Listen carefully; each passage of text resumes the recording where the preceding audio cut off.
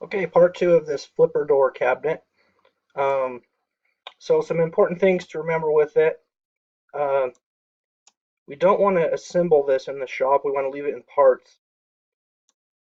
The reason for that is the flipper door slides mount to the bottom of this microwave cabinet. So if we put this top in too soon, we won't be able to access the hinges and the screws to adjust everything.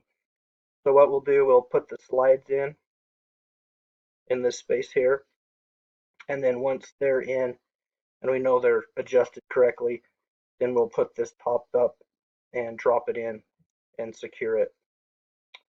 Another thing to think about is we will be able to see into this groove just a little bit.